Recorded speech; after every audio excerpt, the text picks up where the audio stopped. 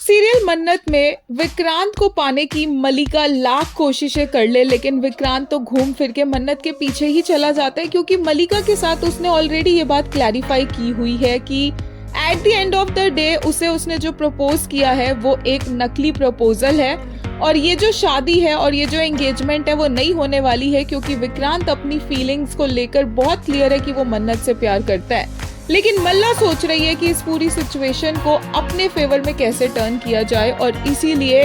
क्योंकि वो विक्रांत को तो मन्नत से दूर नहीं रख पा रही है, घूम फिर के विक्रांत मन्नत के पास जा ही रहा है, तो इसीलिए मल्ला ने अब मन्नत को इमोशनल ब्लैकमेल करना शुरू कर दिया है।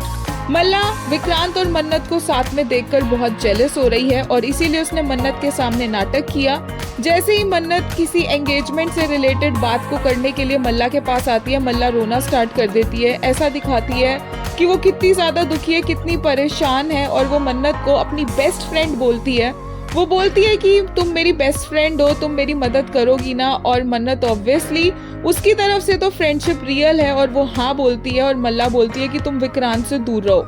विक्रांत और तुम जब भी इतने नजदीक आते हो तो मुझे अच्छा नहीं लगता। मन्नत को वो बोलती है कि तेरे सामने ही विक्रांत ने मुझे प्रपोज किया था और फिर मैंने उससे शादी के लिए हाँ किया था, और अब तू विक्रांत के नजदीक जाएगी तो वो बिल्कुल भी ठीक नहीं है, और तुम दोनों इतने ज्यादा नजदीक एक दूसरे के खड़े हुए थे जो मुझसे नहीं देखा जा रहा है। मल्ला मन्नत को बोलती है कि वो विक्रांत से दूर रहे, उससे दूरी बनाए रखे।